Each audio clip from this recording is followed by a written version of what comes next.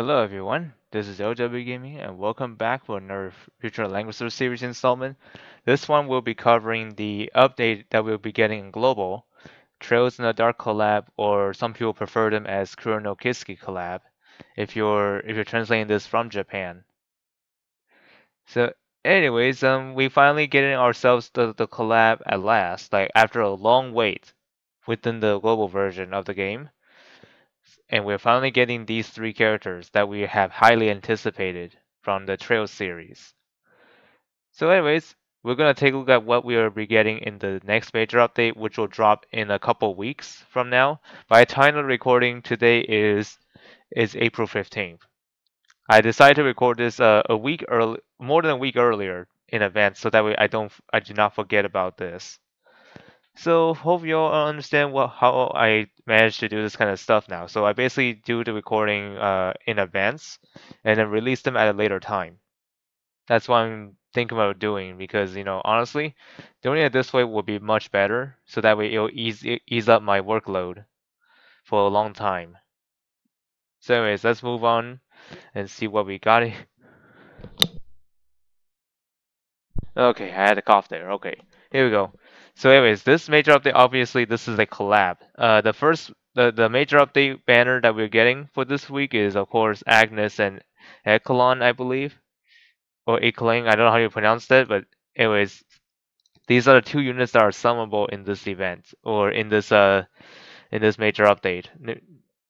Yeah, yeah, I don't know how to pronounce their names. I'm sorry if I mispronounce them. But anyways, these two units are actually limited, so once they're gone, they'll be gone for a long time until their event gets rerun. So far, I have not heard any other reruns for other collabs yet, which honestly I'm a little concerned because I don't know they still need they're still going to do the collab reruns, but at the same time maybe they forgot about it. Either way, let's just hope that they did not forget, and then eventually we'll get the reruns for the old collabs. Because there are some collabs that are long overdue, but we'll see how it goes from there. So anyway, so that's the major update banners, the banner for the new heroes. The week two of the major update will be featuring Lightbringer and Nomi, which will start from May 4th all the way to May 17th. And also, before I forget about the major update cycle, the first banner that I said earlier will start on the 27th of April, all the way to May 24th, which is the end of the major update cycle. So yeah, and then week two, I already explained Lightbringer and Nomi. They will start on the 4th of May, all the way to May 17, 2023. May May the 4th, huh?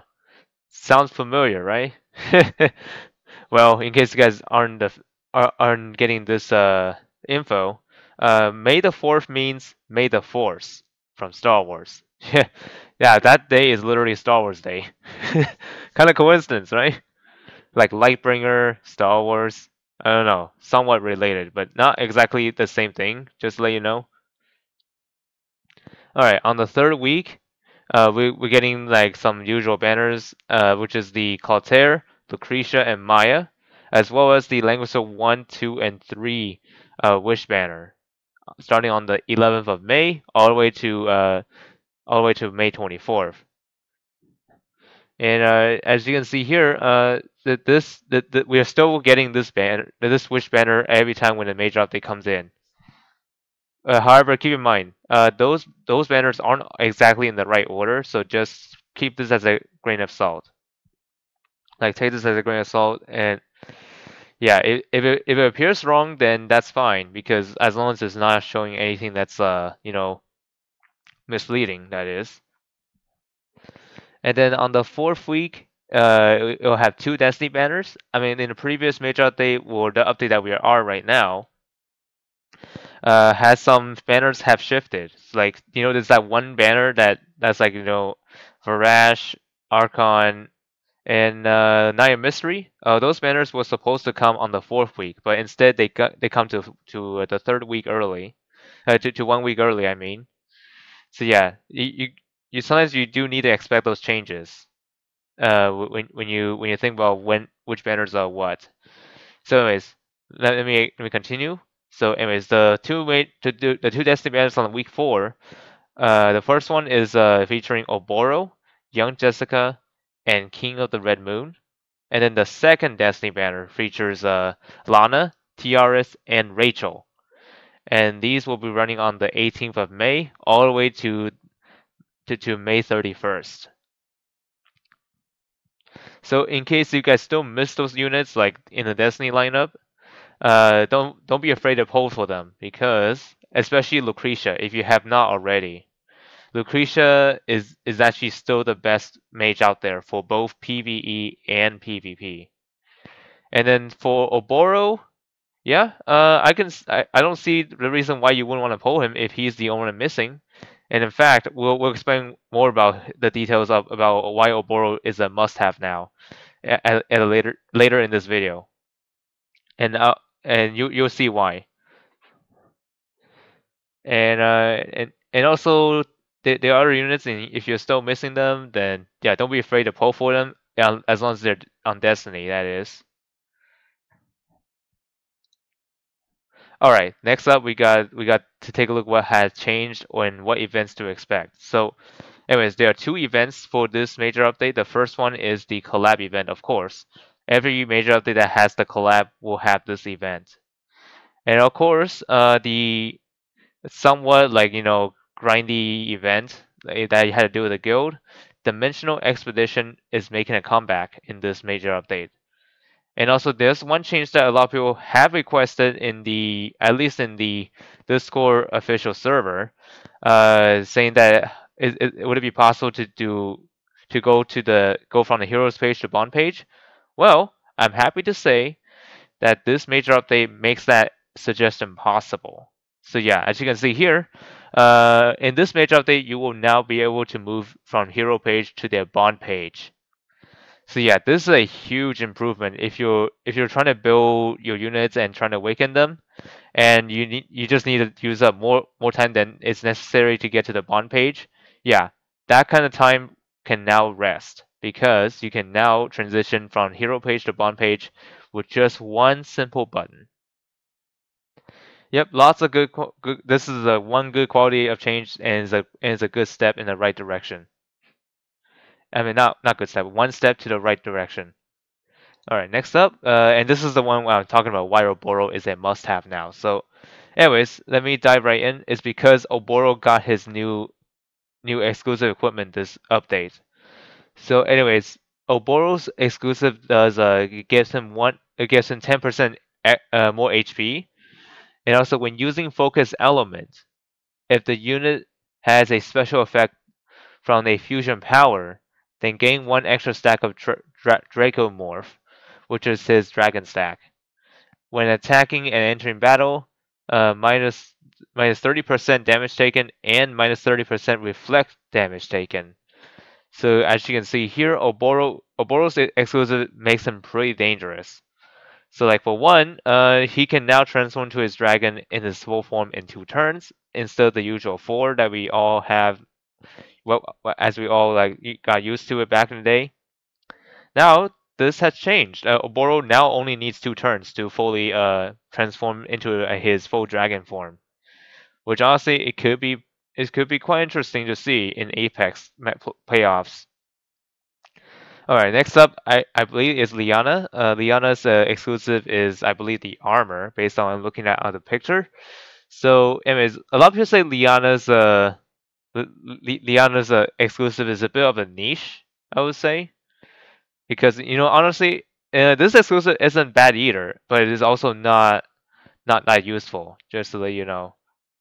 So, anyways, HP increased by 10%, just like the Oboro's exclusive. But however, for this one, Liana obviously is a healer, of course. So, anyways, Liana, when using Act Again, the Act Again target granted attack or int plus 20%, and this will last 2 turns. And then the summon Sky Archer that she summons has an increased stats and has a skill prayer. Although yes, it is a niche kind of thing, but however, if you're using Liana lately a lot, I don't see the reason why you wouldn't want to pick this up because you know, with this exclusive, you can that enables your Sky Archers to be able to do prayer as well. So that means that you can actually you don't necessarily need to keep the prayers on Liana herself, but you could choose to if you want to have the extra healing on the field. But other than that, if you really want this way, like for example, if you want to have that skill to be something else other than prayer, this gear might be good for you because you will have prayer no matter what if you have Sky Archer summon as long as you have that. So here's what I'm thinking. So if you want to run with this gear, I think the best combination for this is like her one cost heal skill, her 3C, as well as the Sky Archer summon. Yeah, and this way you will always have access to prayer if you wish. But other than that, this is not necessarily needed. But if you play Liana a lot lately, I don't see the reason why you wouldn't want to pull it. But unless if you're low on control points or you prefer to spend it on something else, that's totally fine. You don't have to get it. Okay, and the new confession for this major update is the Wandering Duelist. So if you guys are playing the Wandering Duelist lately, you're probably gonna be excited for this. If not, then this is a mad addition. I don't know how many of you are using Wandering Duelist nowadays, but one thing for sure is that I don't see anyone ever use her in Apex at all because her mechanic is based on revenge, which is not something a lot of people would do because in Apex you do not want your units to die. Yeah, just to let you know. So, anyways, moving on. Casting pattern skills. So keep in mind, this description is actually a copy from my previous Future Langrisser installment, which is the very first one on the December 2022 edition. So yeah, as you can see here, the description on these are quite identical. But the thing is, I did update some wording to make up some of the mistakes I did in the previous installment. So here they are. So Omega's casting pattern skill increases his skill by 10%. When using skills to enter the battle, the soldier range will be increased by 1, and the hero damage plus 10%. At first, I thought the soldier range also means that Omega is going to get the range as well. That might be the case, but at the same time, maybe not. So I kept it as is. However, the hero damage is also there. Hero damage plus 10%, which makes him even more dangerous when it comes to attacking. When you're using that skill, that is. And then next up we got Nomi. I don't know if anyone still uses Nomi nowadays. Although I did sometimes see her in AI Arena, but I don't see anyone ever use Nomi in Apex. So, anyways, her casting pattern skill increases her int by 5% during the duration of the strategist garb. I mean, each time the active attack causes damage, the skill cooldown will be reduced by 2 turns. So yeah, this is pretty interesting to see. But however, yeah, and also each time when you attack that causes damage, the your skill will reduce, which is pretty nice. That you'll be able to dish out your skills much quicker than usual. Okay, next up we got Maya. I don't think anyone had ever used her nowadays, but I don't know if anyone will ever shift it to Maya now. In Apex, I wasn't sure if it's gonna work like this. So, anyways, Maya's casting power skill increases int by 10%. Ultra Purge can be used on enemies and allies within 3 tiles, and the duration of the spell of both enemies and allies have 1 extra turn duration. So as you can see here, previously without this casting patterns, you can only hit the enemies, but with this casting pattern skill enabled, she can now hit your allies, which will actually remove some debuffs on your allies, I believe. I think that's what they're trying to say here. Okay, last but not least, we got Lifney. This is a underrated SR unit. Out out of the bunch. So, anyways, anyways her the Lifney's casting pattern skill increases her int by 5%. Magic Vortex skill additionally applied to the target, which is the command aura. Other ally hero with the 2 tiles have -1 mobility last 2 turns.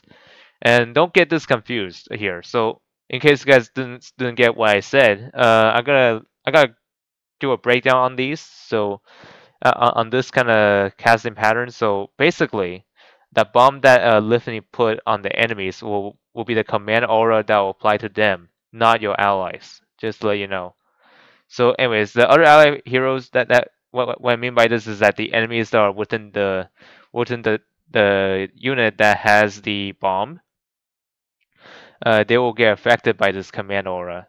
That will actually hinder their mobility by 1 tile, but by one, which and also this command aura will stay on them for 2 turns.